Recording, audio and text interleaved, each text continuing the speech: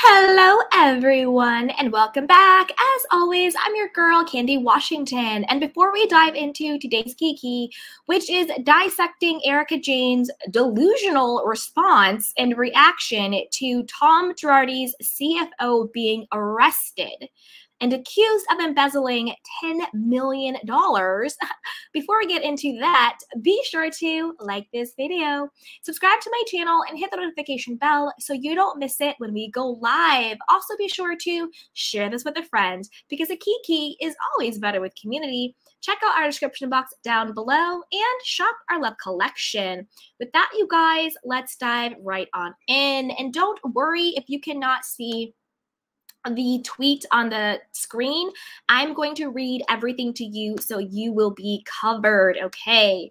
Now, as we recently reported on, Tom Girardi, CFO, basically like his right-hand man, he had been with him for about 20 or so years, was recently arrested.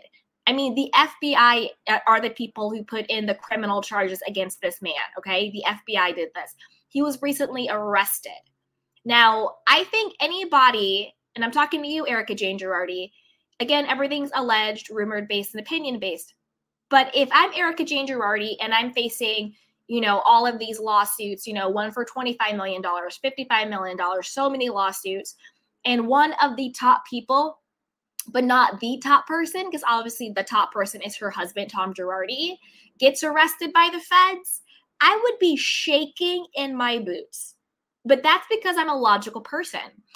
Erika Jayne Girardi instead is tweeting and being delusional. So let's read what is being said on Reality Blurb. So it says, Real Housewives of Beverly Hills, Erika Jayne reacts after Tom Girardi's CFO is arrested and accused of embezzling $10 million as fans speak out. On Thursday, November 10th, the Los Angeles Times reported that Christopher Kamen, the former CFO of Tom Girardi's law firm, was arrested on charges of wire fraud. Prosecutors claim the man embezzled $10 million and was used part of the funds to shower an escort with gifts and a monthly stipend. Christopher was also accused of fleeing to the Bahamas when he learned his alleged co-schemers were being questioned by investigators. Tom Girardi's estranged wife, Erika Jayne, from the Real Housewives of Beverly Hills, recently reacted to the news. After the LA Times article was published, Erika shared it on Twitter, providing a link to the site. Okay. Now, she also liked a series of posts, which perhaps gives insight into her own thoughts on the case. People said, are we really surprised? I bet we see much more not pointing to Erika, wrote at Dodge Gal, which was liked by Erika. Quote, hang in there, Erika. You're doing great. This too shall pass.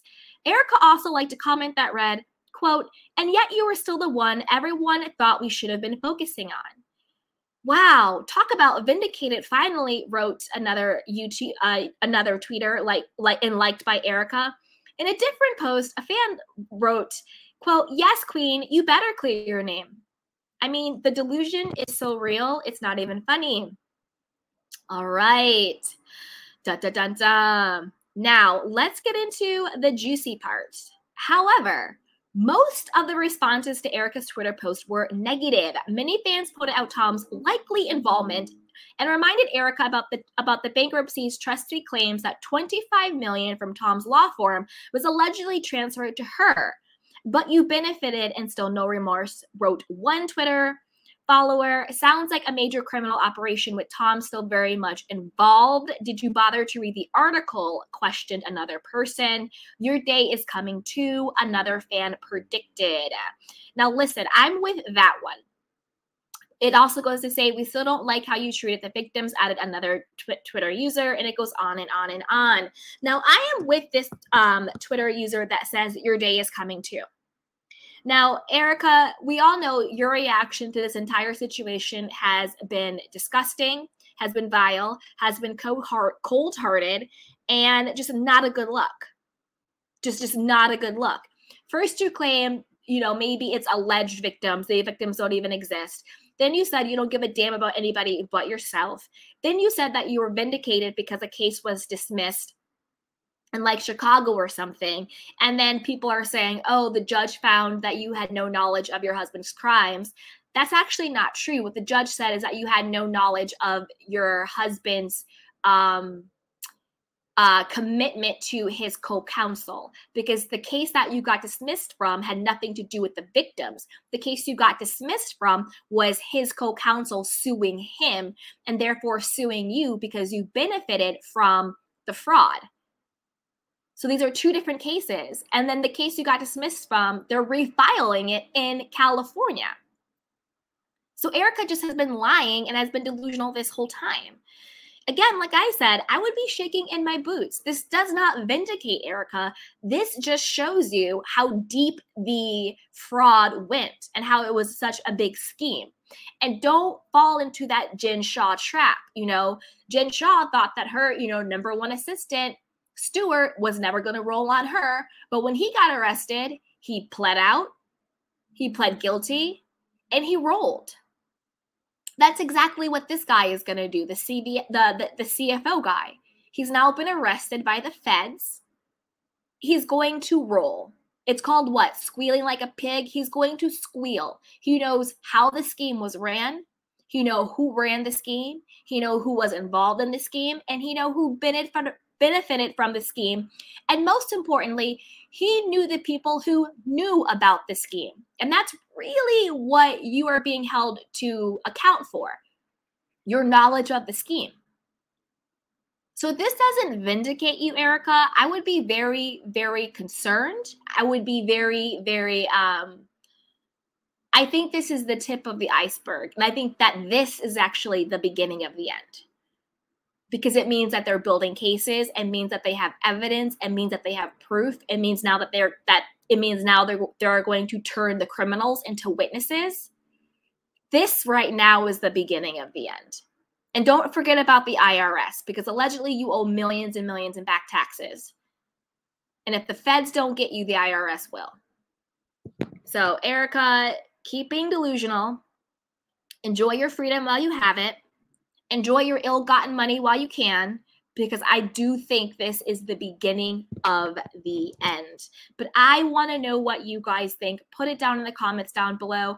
Do you think that this is still Erika just being delusional as she's always been? Or you think that this is just a part of her evil strategy? We already know she tried to appeal to keep the, $750K earrings, which was pretty disgusting.